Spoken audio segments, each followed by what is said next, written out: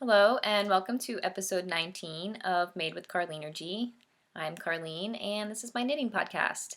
You can find me on Ravelry and Instagram as Carleanergy, and there's also a Ravelry group, so you can find that by searching Made with Carleanergy podcast in the groups tab.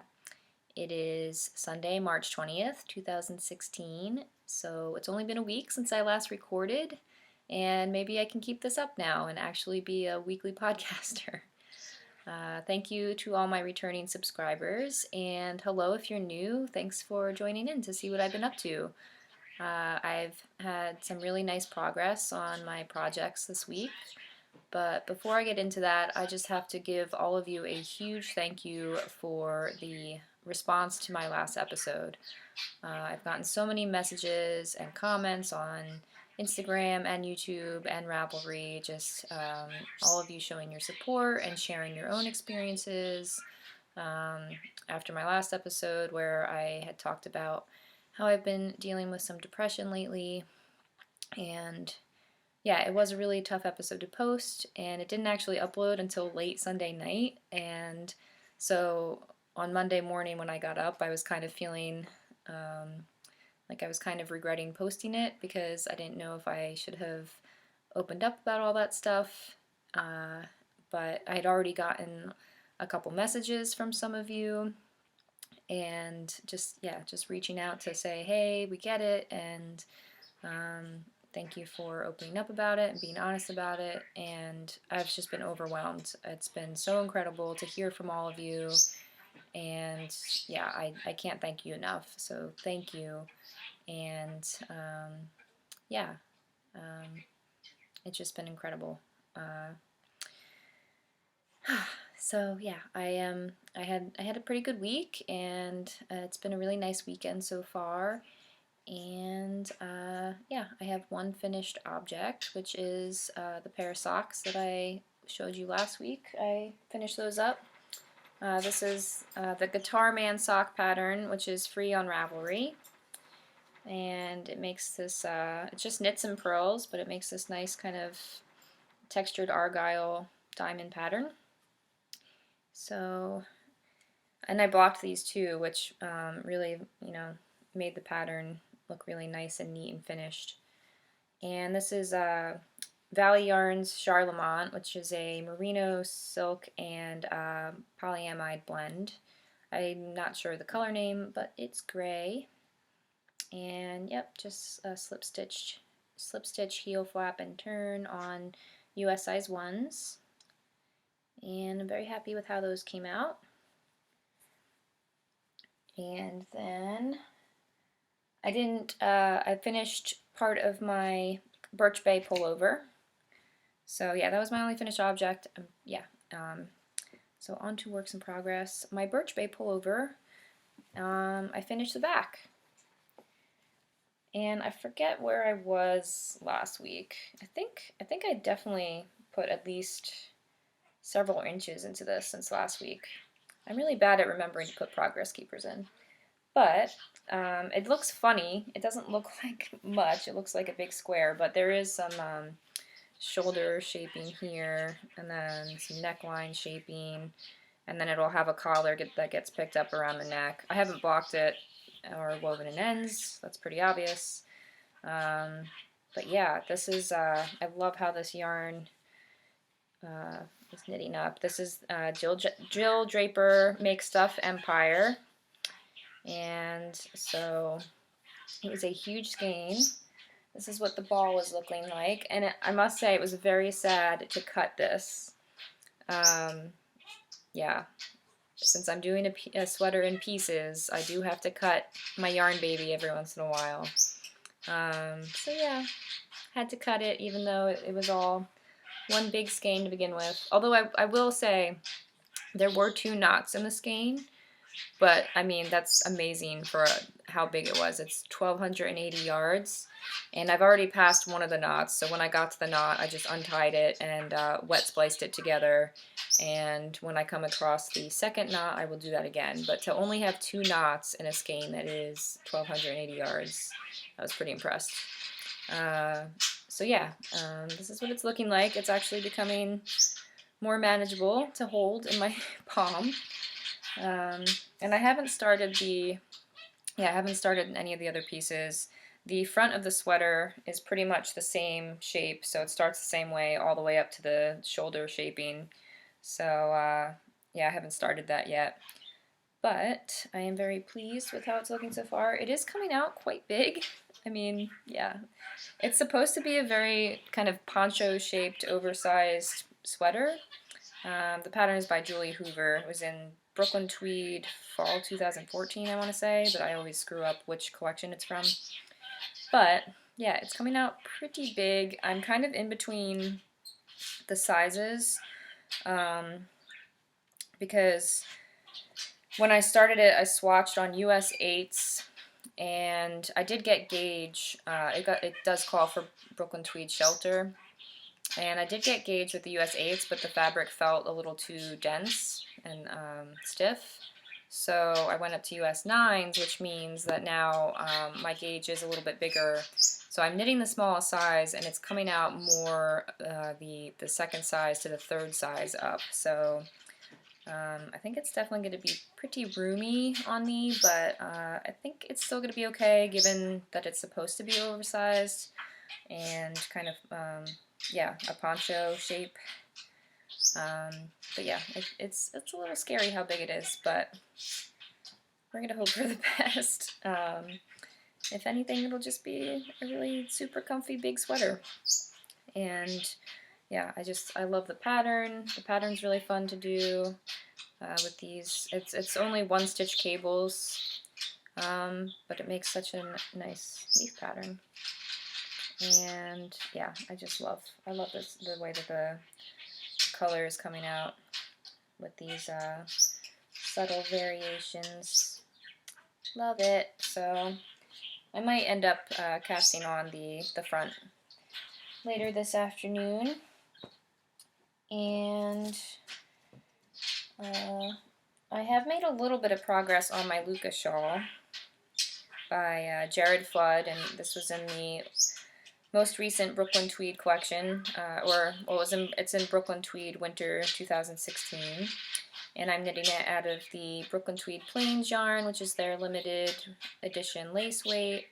It's 100% Rambouillet, and this is the Scarab colorway. And where's my progress keeper? Yeah, so it doesn't look like I made all that much progress as far as length on the shawl, but I had these rounds were increase rounds, so now there are, I think, over 500 stitches on the needle. And I'm into the third chart.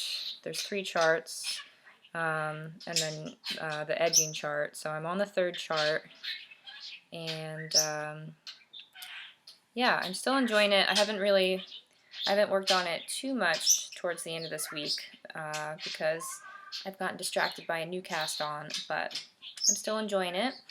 And so I'm co-hosting a Luca Shawl knit-along with Gabby of the Once Upon a Corgi podcast and Denise of the Yarn Geek podcast. We are all knitting the Luca shawl, and we've all made some pretty good progress. And we've been direct messaging each other on Instagram. We have our own little group where we're sharing pictures of our progress and our frustrations. And yeah, they're all looking really good.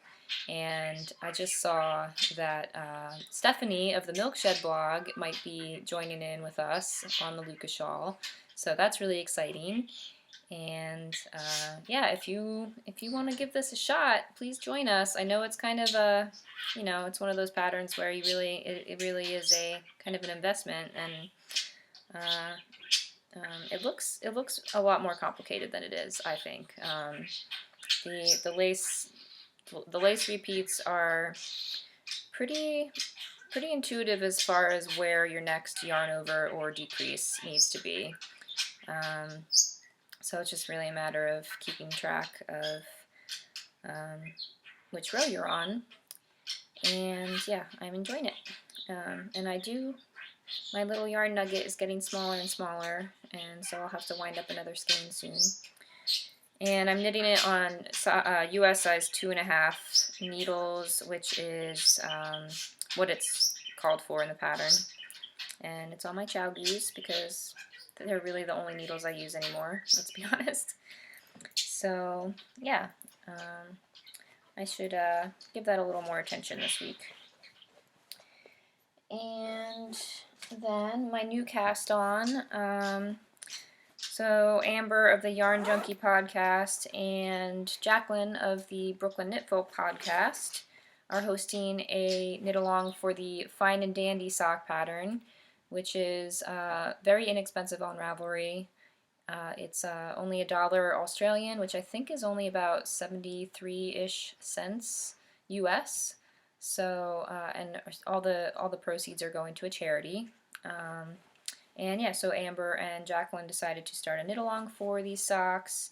And you may have seen them on Laura of the Fawn Knits podcast. She did a test knit for them in her own yarn, which was her Fawn base, which is 80% superwash merino, 10% cashmere, and 10% nylon. And it's 380 yards fingering weight. And she did it in her terrarium colorway. This is Laura's label, which is just lovely. And so when I saw Laura knitting these socks, I knew I had to order her yarn and make those socks in the same exact yarn that she did, her terrarium colorway. They just looked too perfect in that colorway.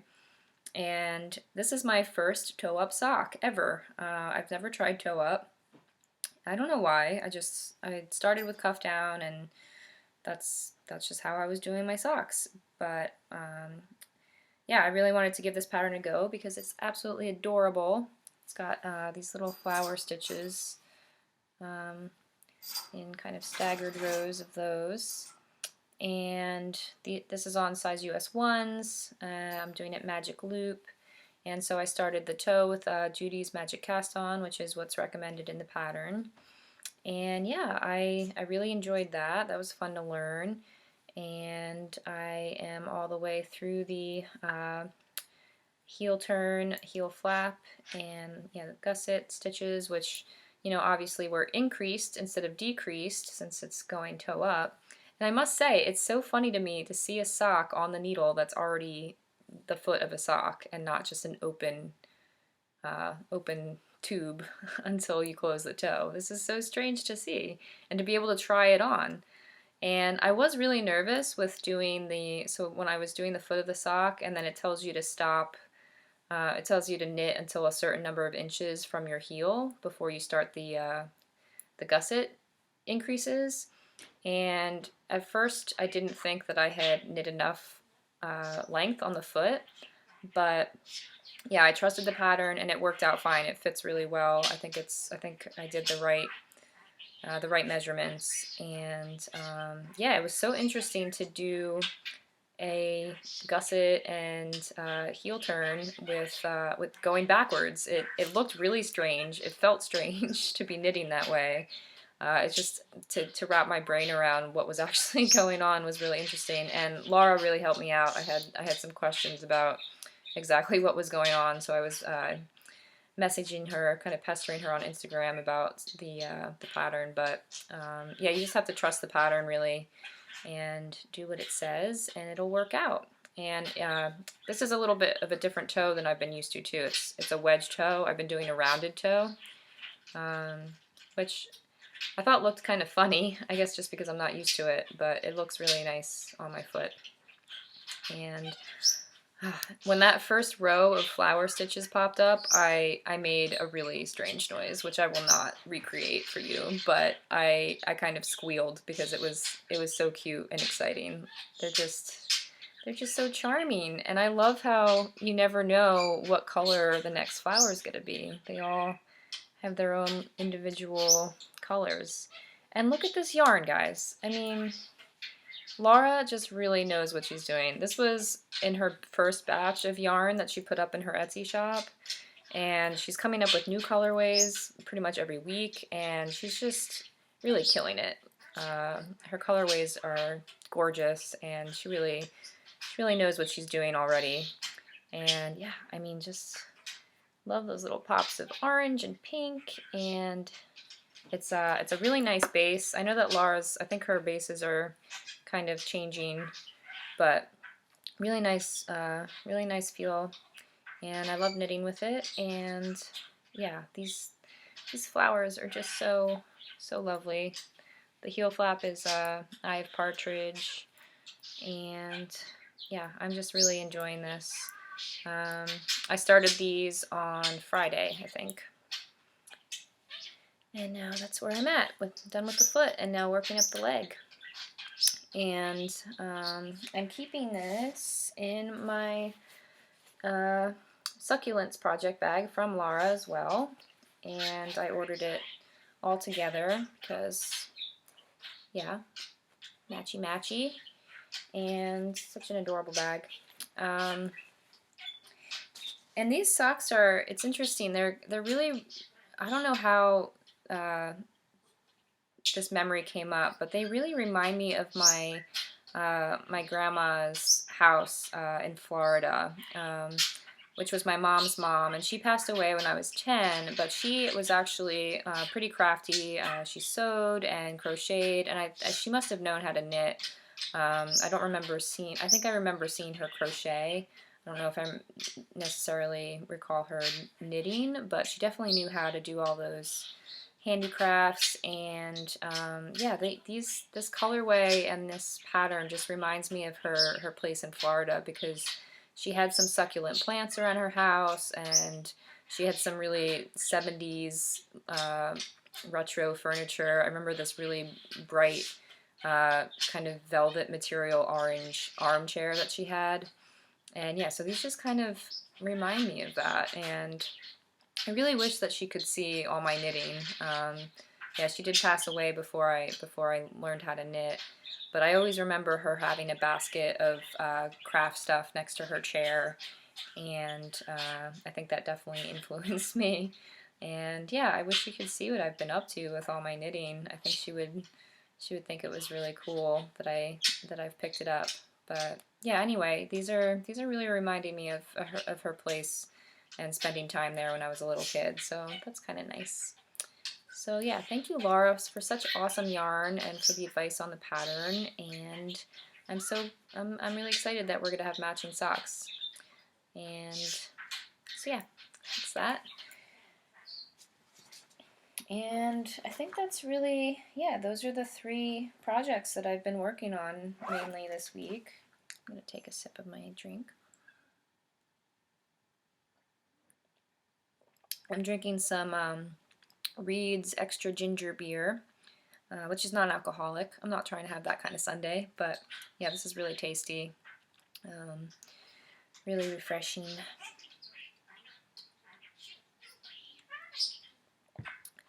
So yeah, I guess I'll just show you the new yarns that I got in the mail this week. Like this pile. Ooh. So, I had told you last week that I did order a sweater's quantity of yarn from Michelle at Gauge Intention in Brooklyn, because I had gone there a few weekends ago and bought a bunch of stuff. I've already shown you that. And then I had kind of fallen in love with a yarn by Skeiny Dipping while I was there, and decided I wasn't going to get it, but then couldn't stop thinking about it. So I asked Michelle if she would send it to me in the mail if I paid for it online, and she did. And so now I have 6 skeins of Skeiny Dipping in her Luxe Worsted base, which is 75% superwash merino, 15% cashmere, and 10% silk. So this is just so delicious, and just, it's scrumptious, it's luxurious, it's just, yeah, it's so pretty. And I don't think, I think it's definitely a little more green in person. It's coming off more gray, but just look at the different tones in there. I mean, Skeiny Dipping, I don't know how she does it. And this is the mineral colorway. And yeah, I'm so glad I decided that I really did need this. Some of the skeins have a little bit more lighter tones in them. Yeah, I mean, I just love looking at this stuff. It's so pretty. And I'm going to be making the Susu sweater by Nora Gone with this. I'm pretty sure I want to swatch for it and see if this will work, because it calls for a DK weight and this is worsted. But I think it'll work out since it is another oversized garment, and I can kind of get away with not exactly having a perfect gauge measurement. And yeah, I'm so excited to work with this. I'm going to resist for a while because I do have all these other things I want to finish, but I might have to just swatch because I really want to feel how it knits up. So yeah, I plan to do the Susu sweater, but if that doesn't work out, I have plenty to figure out another pattern. So yeah, that was a really good mail day. And then I also got my, oh shoot, I didn't grab the postcard. I'll be right back.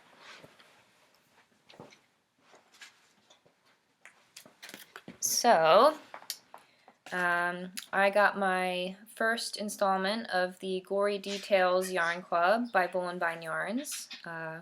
You know Kristen of the Yarn Galsyn podcast and Wool and Vine. And big props to Kristen because she had a trunk show yesterday in New Jersey at Do You Knit Yarn Shop. And I hear that she sold out, which is incredible. So congratulations, Kristen. I mean, I don't think any of us are surprised at all that you sold out, but that's still pretty awesome. So yeah, anyway, tangents. I got my first installment of the Gory Details Yarn Club, which is inspired by illustrations by Edward Gorey. And so, first I will, so I'm going to show the yarn soon, just in case you're part of the club and you haven't gotten yours yet, and you don't want to see it. But I got a lovely postcard. So this is an Edward Gorey illustration from his mystery series. And so, all right, I'm going to show the yarn next to its inspiration. Ooh, so nice. So yeah, it's I don't know what, it's kind of a purpley blue and some dusky blues and some olive green and then some electric green. So I really like the combination of these more muted tones of the colors with these bright pops of those colors. So yeah, very excited about this. And this is her footsie base, which is a 80% superwash BFL and 20% nylon.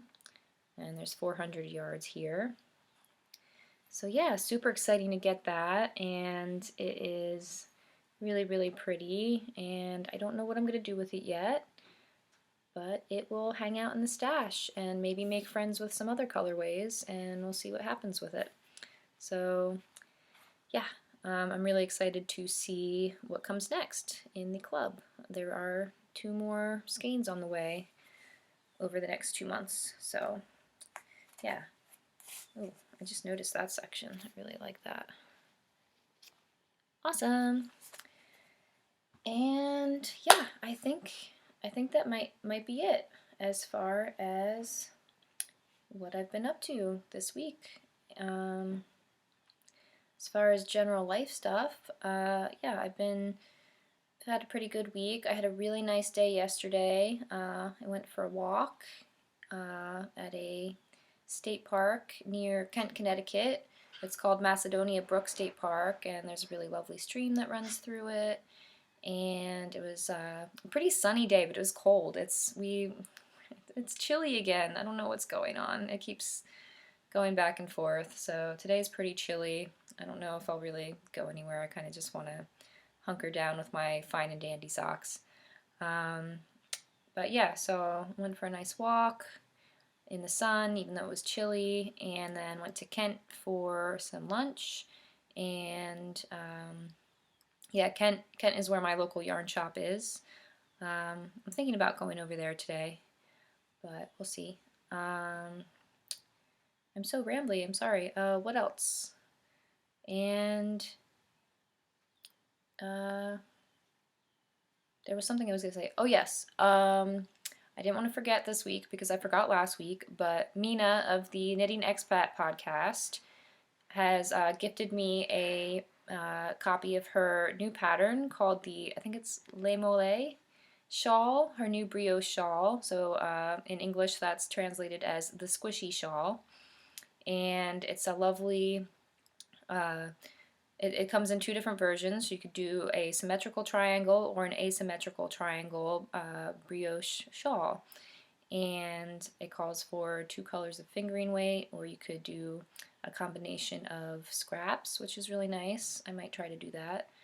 And so she gifted me a copy, and also will gift one of my viewers a copy. So I'm going to open up a thread in my Ravelry group to give a copy of the pattern away. And my prompt for the thread will be, what is your favorite word in knitting? So there's all these great words. The knitting vocabulary, I think, is so awesome. I love words like entrelac and what else? Of course, now I'm blanking, but yeah, even just skein. Skein is a really nice word. Worsted, woolen,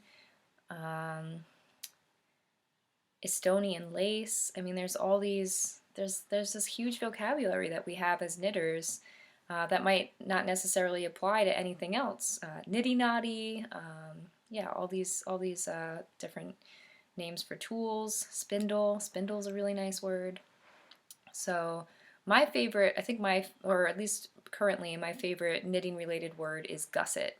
I love saying gusset, and I love what gusset means. I love the part of that sock, and I love making gussets. So that's my favorite. So yeah, the prompt for the giveaway will be, what is your favorite knitting related word? And maybe you could tell us why it's your favorite, or do you just like the sound of it, or do you like what it describes, stuff like that. So I will open up that thread and leave it open, I think, for 2 weeks, and yeah, announce it on my episode in 2 weeks. Although I do plan to do another episode next week. If I can, I may be going to my parents' house in New Jersey for Easter. I haven't totally made that decision yet. So it may be another 2 weeks until I podcast again, but I do want to try to stick to more of a weekly schedule now. But yeah, I will leave the thread open for 2 weeks for that pattern giveaway. And thank you so much, Mina, for gifting one of our viewers a copy of the pattern. Okay, so yeah, sorry about my rambling energy right now. Yeah, um, I'm really glad to be back to podcasting, and the dude's been really quiet during this episode. That's interesting. He's kind of sleepy today. But I will try to have him on the episode next week or the week after, depending on whether I go home or not. I know it's been a while since he's made an appearance, but he does say hi to all of you. So yes, thank you again for everyone who has messaged me, everyone who watches and has been sending me your support. It means so much to me, and it's just really nice to know that you're all there cheering me on. And I hope you have a great week full of nice projects, and I will see you soon. Bye.